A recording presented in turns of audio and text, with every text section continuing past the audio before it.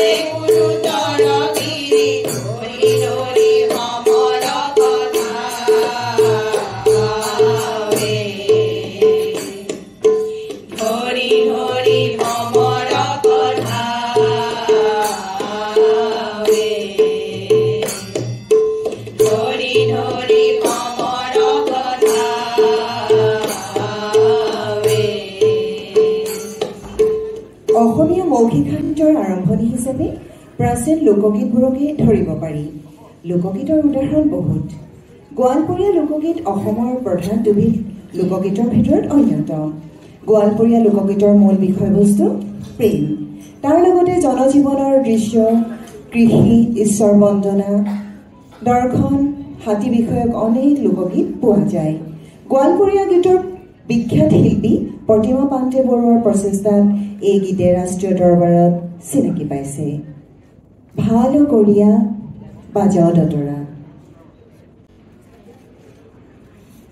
ভাল কৰিয়া বাজাও দতৰা কমলা সুন্দৰী নাচে। তুই ভাল কৰিয়া বাজাও রে দতরা কমলা সুন্দরী নাচে। নাচিতে নাচিতে কমলা সুন্দরী হালিয়া হালিয়া পরে রে। নাচিতে নাচিতে কমলা সুন্দরী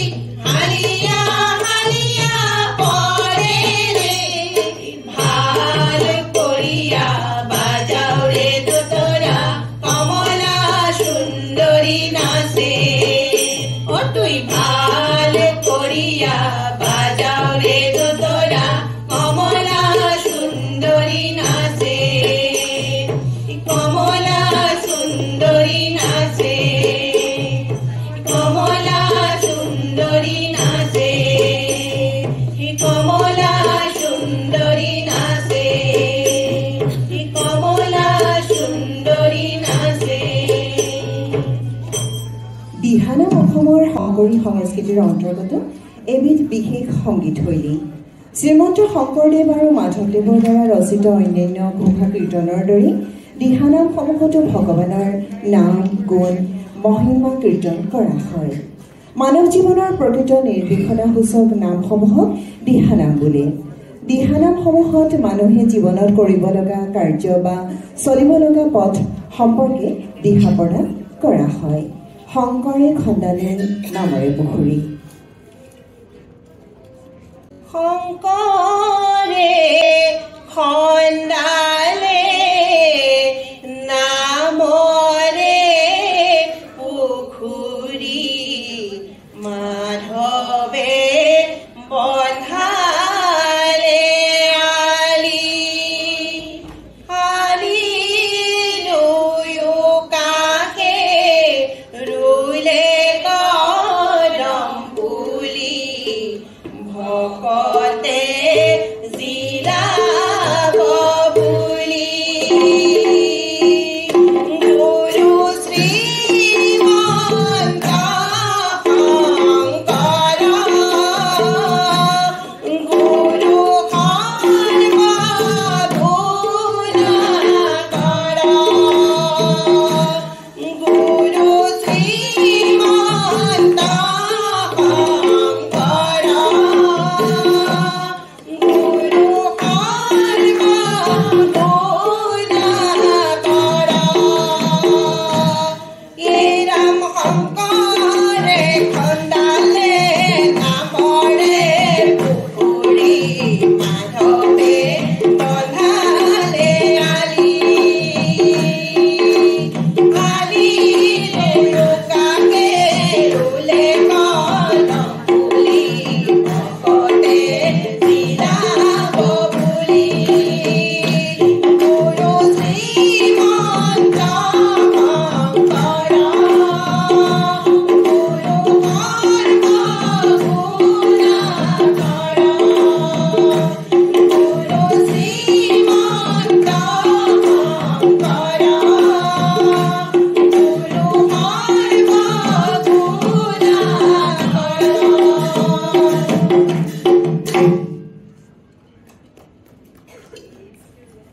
আমি প্ৰতীকী ৰূপতহে আমাৰ লোকসংগীতৰ জগতখনলৈ আপোনালোকক লৈ যাব বিচাৰিছোঁ গতিকে সম্পূৰ্ণ আমি শুদ্ধ ৰূপত উপস্থাপন কৰা নাই তাৰ বাবে ক্ষমা প্ৰাৰ্থী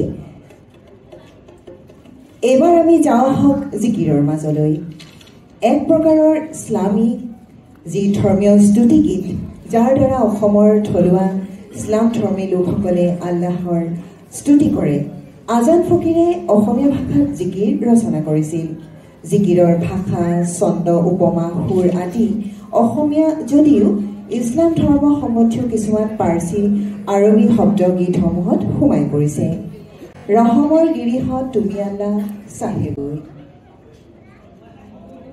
হে সাহেব যায় আগতে সাহেব হে ভকত যায় পাছতে সাহেব ও সাহেব যায় আগতে সাহেব ও ভকত যায় পাছতে সাহেব হাই হাই ও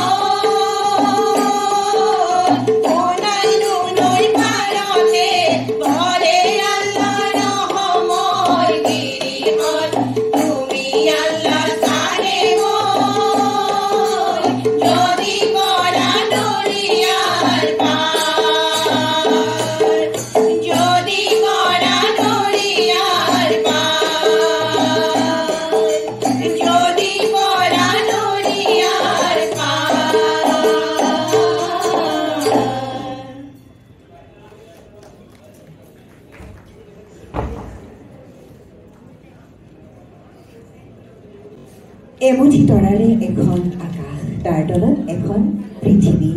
পৃথিৱীৰ কোলাত এজাক মানুহ, সকলোবোৰ পৰস্পৰে সম্পৰ্কিত। এয়া অসম দেশ, শংকৰ আজানৰ দেশ। এইবাৰ আমি আহিছোঁ বিবাহৰ মাজলৈ। বিবাহ এক সামাজিক বান্ধোন। সামাজিকভাৱে বিবাহৰ যোগেদি এজন পুৰুষ আৰু এগৰাকী নাৰীৰ মাজত সম্পৰ্ক স্থাপন কৰা হয়। বিয়ানামবোৰত থাকে এহাতে মিলন আৰু আনহাতে বিষাদৰ সুৰ। ভক্তিমূলক গীতৰ প্ৰভাৱত কৃষ্ণ ৰুক্মিণী, সৰগৌৰী, ঊষা অনিৰুদ্ধ, শকুন্তলা, দুষ্যন্ত আদিয়ে দৰা কইনাৰ প্ৰতীক হৈ থিয় দিয়ে। ওলাই আহা দৈৱকীয়ে।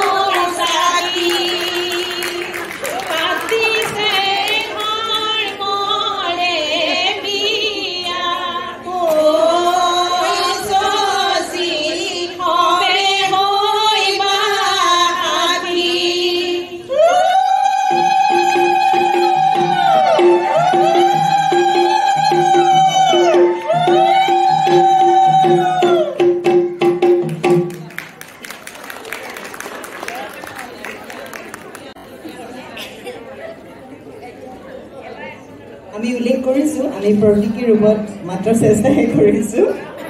আজি আমাৰ আন্তৰ্জাতিক নাৰী দিৱস যিহেতু আমাৰ দিন, গতিকে আমি যেনেকৈ যি ভাল লাগিছে সেয়াকে কৰিবলৈ চেষ্টা কৰিছোঁ। এইবাৰ আমি আগবাঢ়িছোঁ হোলী বা দৌল উৎসৱৰ মাজলৈ। দৌল উৎসৱ সম্পৰ্কে বহুতো আখ্যান পোৱা যায়। দৌল হেনো আৰ্যসকলৰ উৎসৱ আছিল। অন্য এক জনশ্ৰুতিৰ মতে হিৰণ্যকশিপুৰ ভগ্নী হোলিকাৰ নামৰ পৰাই হোলী উৎসৱৰ সৃষ্টি হৈছে। হোলী গীতসমূহৰ মাজেৰে বসন্ত ঋতুৰ বৰ্ণনা, কৃষ্ণৰ গুণানুকীৰ্তন, প্ৰকৃতি আৰু মানুহৰ প্ৰেমৰ বৰ্ণনা, শ্ৰীকৃষ্ণৰ গোপিনীৰ সৈতে ৰাসলীলাৰ বৰ্ণনা আদি প্ৰকট হৈ উঠে। ৰঙৰ জুই জ্বলিল আজি।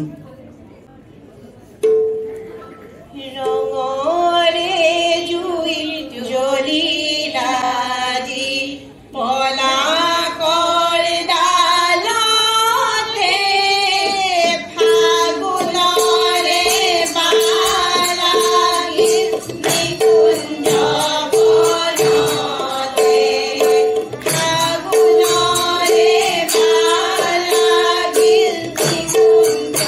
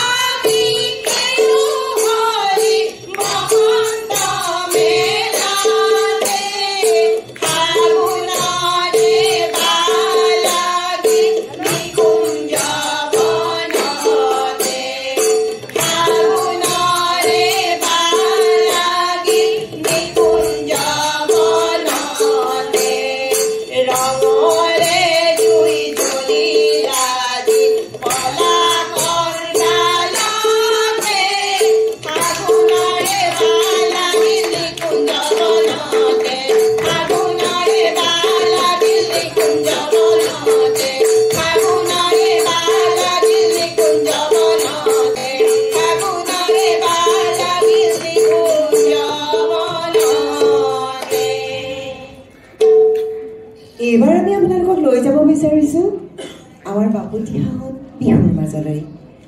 বাৰেৰহলীয়া সংস্কৃতিৰ মিলনভূমি অসম দেশৰ জনসাধাৰণ বিভিন্ন জনগোষ্ঠীৰে সংমিশ্ৰণ।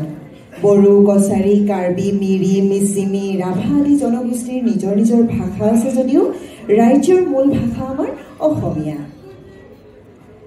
অসমৰ জাতীয় উৎসৱ বিহুক জাতি ধৰ্ম বৰ্ণ নিৰ্বিশেষে সকলোৱে পালন কৰে। আহকচোন ঐক্য সম্প্ৰীতিৰ ধাৰক বাহক বিহু এটি সকলোৱে মিলি আমি পৰিৱেশন কৰোঁ।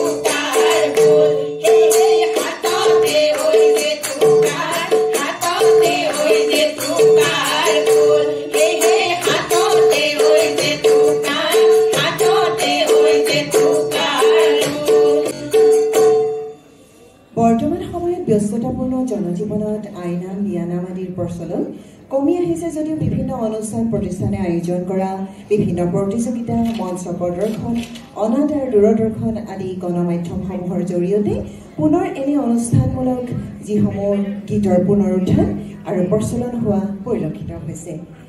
আমি প্ৰতীকী ৰূপত মাত্ৰ চেষ্টাহে কৰিলোঁ। এইখিনিতে উল্লেখ কৰিব বিচাৰিছোঁ যে ডালিমী দেৱী বাইদেউৰ খুব অসুখ হৈ থকাৰ মাজতেই আমি অনুৰোধ কৰিছিলোঁ যে নিকাশী তামুলী বাইদেউৰ এক পৰিকল্পনা আছে, লোকসংগীতক লৈ আপুনি এখন সংগীতালেখ্য লিখক। তেখেতে অসুখৰ মাজেৰেই খুব চমুকৈ এনেদৰে লিখি উলিয়ালে। গতিকে ক'ৰবাত শুধৰণি আমাৰ আছে, ইয়াতে প্ৰয়োজনীয়তা আছে। ভৱিষ্যতে ডালিমী দেৱী বাইদেৱে নিশ্চয় কৰিব। আৰু আমিও মাত্ৰ এদিন দুদিনৰ প্ৰেক্টিছৰ মাজেৰে আহি আপোনালোকৰ সন্মুখত আজি পৰিৱেশন কৰিবলৈ সক্ষম হ'লোঁ। আৰু তাতে এটা প্লাছ পইণ্ট, আজি মোৰ গাটো বেয়া যে হৈ গ'ল, গতিকে সাজ সজ্জা মোৰ আধৰুৱা হৈ পৰিল আৰু তেওঁলোকৰখিনিও আনকি মই চাই দিবলৈ নহ'ল। হ'লেও আমাৰ সকলোকে ধুনীয়াই লাগিছে চাগে, নহয়? যদি ধুনীয়া লাগিছে আৰু ভাল লাগিলে তেতিয়াহ'লে হাত চাপৰি এবাৰ জোৰ কৰে। গতিকে সকলোকে আপোনালোকক ধন্যবাদ জনাইছোঁ। আৰু লগতে আমাৰ লগত সুৰ সংগত কৰা ইমান ধুনীয়াকৈ, তেওঁলোকে আমাৰ লগত এদিনো প্ৰেক্টিছ কৰা নাই, ডাইৰেক্ট আহিছে। গতিকে তেওঁলোককো আমি ধন্যবাদ জনাইছোঁ।